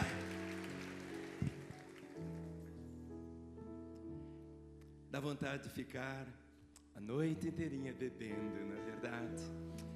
Vamos assentar. Eu quero fazer ainda 3 orações agora. Nós acabamos de cantar, não importa as circunstâncias, e nós vamos cantar de novo. Não importa as circunstâncias, eu te louvarei.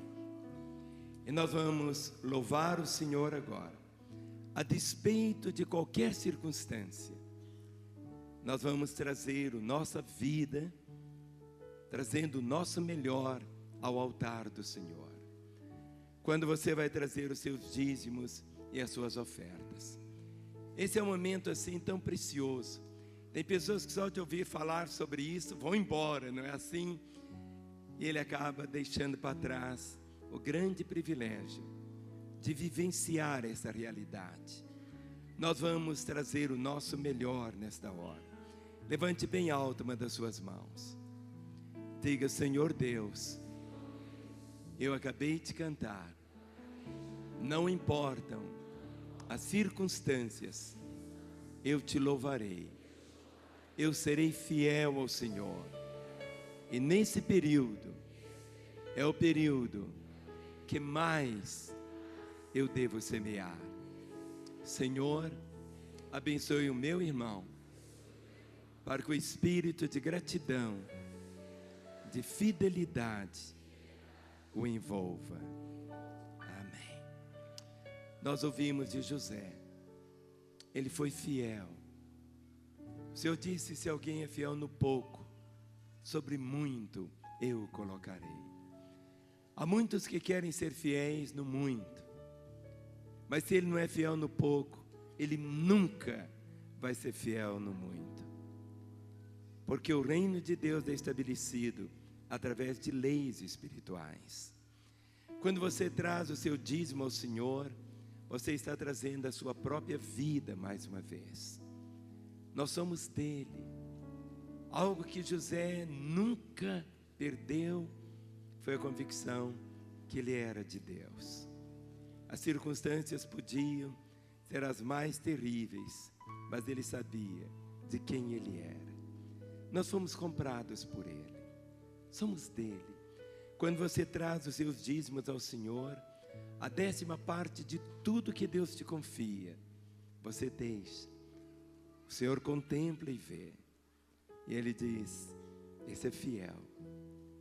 Ele abrirá as janelas do céu sobre a sua vida como tem aberto. Nossas ofertas devem expressar toda a nossa gratidão. Então, por isso, nesta hora, levante uma das suas mãos para o céu e diga: Senhor, eu não importo com as circunstâncias, eu serei fiel ao Senhor até o fim. Amém. Enquanto estivermos orando, cantando essa verdade, Deus, cruze seus braços, separe o seu melhor. Se você não veio preparado para esse momento, tanto nos envelopes tem o número dos bancos e o número das contas da igreja. Existem irmãos que todos os dias fazem uma transferência de ofertas. Ele amanhece o dia já transferindo, vai na internet, não para saber qualquer notícia. Ele vai, acorda e diz: eu começo o dia semeando. Como você pode usar o seu cartão, procurando qualquer um dos diáconos para semear. Amém? Olhe para o seu irmão e diga: meu irmão, como José, eu quero ser fiel. Vamos cantar esta verdade. Perto quero estar,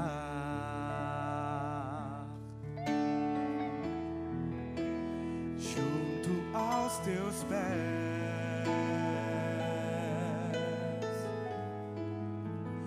pois prazer maior não há que me render e te adorar.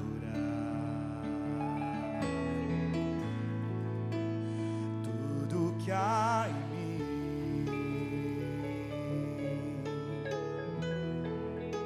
eu quero te ofertar,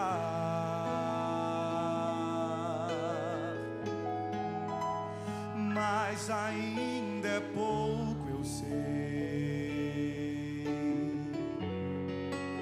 se comparado ao que ganhei. Não sou apenas servo, teu amigo me tornei.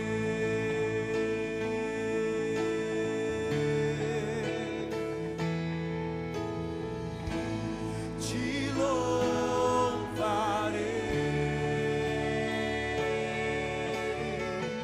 não importam as circunstâncias, adorarei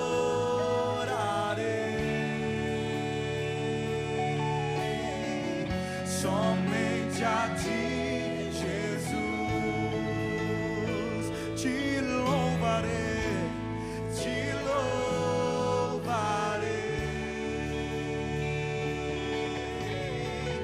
não importam as circunstâncias, adorarei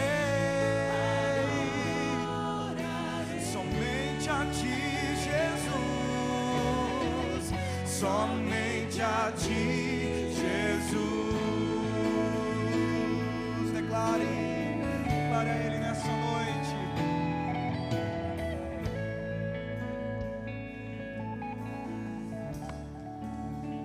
Glória a Deus.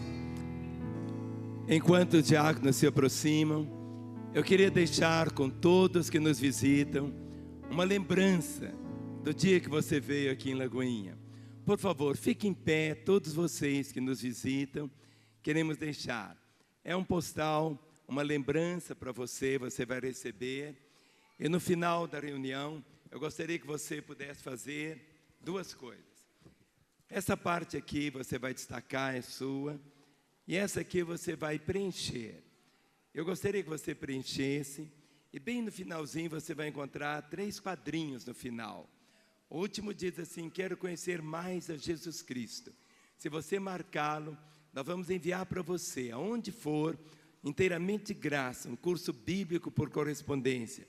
Se você marcar o quadrinho do meio, desejo que orem por mim, vamos colocar essa ficha lá no alto da torre. Durante essa semana estaremos orando por você. Se você marcar o primeiro quadrinho, quer ser membro da Igreja Batista de Lagoinha, nós então vamos mostrar o caminho. Então no final da reunião eu estarei aqui e você pode me entregar essa ficha. Vamos nos colocar em pé. Estenda as mãos agora. Senhor, santificamos os dízimos e ofertas deixados em teu altar. Senhor, aqui está a expressão da fidelidade de um povo que te ama a despeito das circunstâncias e que quer sempre te servir. Senhor, ó Deus, que esses recursos sejam, Senhor, usados no teu reino para a glória do teu nome e que Satanás não alcance tocar em um único centavo colocado no teu altar. Abençoamos os irmãos que hoje assim fizeram, aqueles que durante a semana estarão fazendo os depósitos bancários, que façam com alegria e que recebam, ó Pai, a bênção dos céus abertos, a despeito de circunstâncias na terra, que os céus estejam abertos sobre os teus filhos, em nome de Jesus. Amém. Coloque suas duas mãos sobre seu coração. Olhe para mim. Nessa noite você ouviu essa mensagem tão linda do pastor Danilo. E por incrível, Deus tem usado a tecnologia de um modo tão maravilhoso. Em um pendrive tem 20 mensagens do pastor Danilo. 20. Então você pode colocar no carro e principalmente no engarrafamento, você vai ficar ouvindo a palavra do Senhor. No final da reunião, ali na tenda da bênção, você vai encontrar um maravilhoso livro que ele escreveu e que ministrou os nossos corações na quinta, na sexta e ontem e hoje. O Fazedor de Discípulos. Não é um livro teórico, é a experiência dele em formar discípulos. A esposa dele escreveu um livro maravilhoso chamado Indesistível. É uma linguagem de mulher, mas que os homens precisam ler. Que Deus não desiste. Deus não desiste de você. Deus não desiste. A despeito de circunstâncias, Ele continua tendo um plano tão maravilhoso. E o outro livro, que o pastor Danilo escreveu, Chaves da Relevância. Então, no final da reunião, você vai passar ali na tenda da bênção. Todos os nossos avisos para essa semana estão aqui no nosso jornal. Tudo que eu preciso é que cada irmão possa ler o jornal todinho. E a nossa conferência, ela foi gravada, toda ela em DVD. E na saída, os irmãos já podem encontrar. Amém? Temos o livro Nenhuma Hora. Esse livro eu li há quase, talvez uns 30 anos atrás. Se teve um livro que mudou a minha história e a minha vida de oração, foi esse livro. Bem ali na entrada você vai levar. Amém? Com as suas duas mãos sobre seu coração. Olhe para mim. A única certeza que você tem de estar vivo é esse momento agora. O ontem é passado. O amanhã só Deus sabe. Mas você tem hoje. E a Bíblia diz assim, Deus falando, hoje, se ouvirdes a minha voz, não endureçais o vosso coração. O dia é hoje. Não existe nada mais belo na vida do que ser salvo e de saber que seu nome está escrito no livro da vida. Não existe bênção melhor do que à noite você colocar a cabeça no travesseiro e saber, se durante a noite seu coração parar, você está salvo. O maior patrimônio que você pode ter aqui é a salvação. Quem sabe você é alguém que já ouviu tanto do Evangelho, mas até hoje você não se entregou ao Senhor. Quem sabe você é alguém que um dia caminhou com Ele, mas acabou se desviando e como um pródigo foi para a terra distante. Hoje é o dia da sua volta e do seu retorno. Feche os seus olhos e ore comigo. E vamos nos identificar com os que estão aqui e com milhares e potencialmente até milhões que podem estar nos assistindo agora. Com seus olhos fechados, diga: Senhor Jesus, eu sei que Tu estás aqui. Eu ouvi que o Senhor me ama. Eu reconheço que sou um pecador, miserável, Eu não consigo me libertar dos meus pecados, mas eu consigo me arrepender deles agora. Eu abro o meu coração e eu te peço, Jesus, entra agora na minha vida. Eu te recebo como meu Senhor e meu Salvador.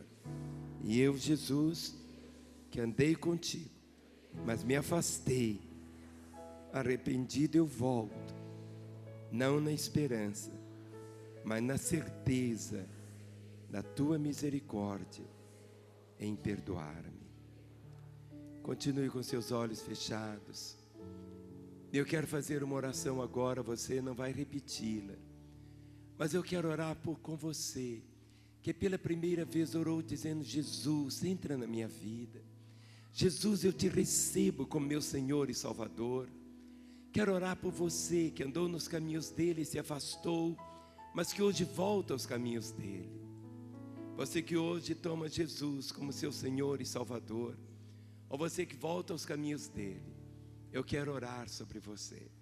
Para que eu ore, eu peço um sinal da sua parte, que você levante bem alto uma das suas mãos. Eu quero ver a sua mão erguida. Você que hoje entrega a sua vida a Jesus, ou você que se reconcilia com ele, levante mais alto que você puder a sua mão. Estou vendo aquele moço de blusa azul, aquele blusa branca, aquela blusa verde, lá atrás, aquela criança. Levante bem alto, sem constrangimento algum. Levante bem alto a sua mão. Isso. Enquanto vamos cantar essa mesma música, eu vou pedir que todos vocês que levantaram as mãos, todo silêncio, que você que levantou a sua mão saia do seu lugar e venha até aqui. Eu quero orar por você aqui, lá da segunda galeria, lá da primeira, aqui do térreo. Deixe o seu lugar e venha. É esse o momento do Senhor.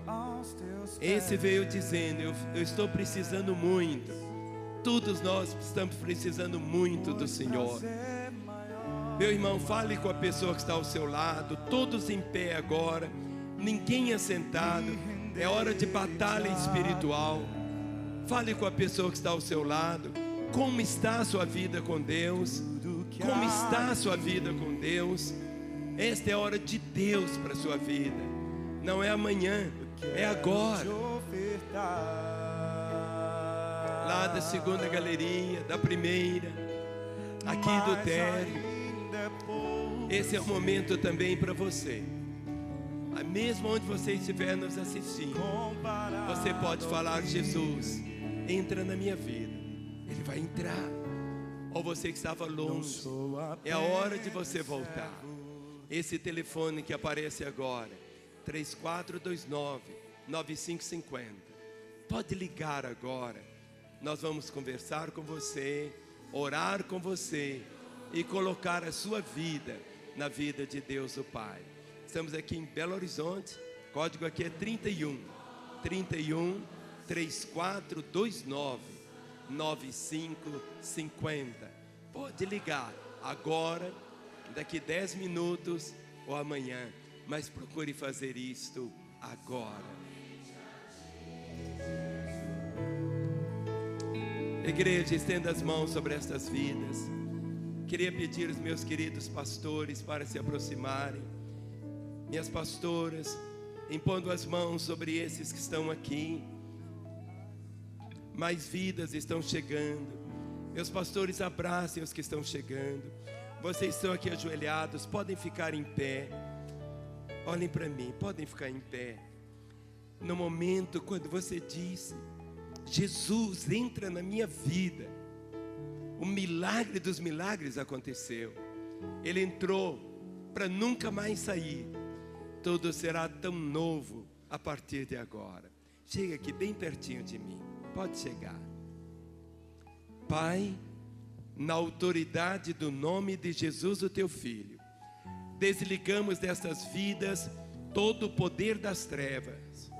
E ligamos esses corações ao teu coração, para que a partir de agora possam viver como filhos amados, queridos e perdoados pelo Senhor, em teu precioso nome. Amém. Você começa a experimentar uma coisa tão bonita, que é chamada paz, o perdão, o recomeço. E hoje você tem também uma nova família, que vai cuidar de você. Queremos cuidar de vocês com muito carinho.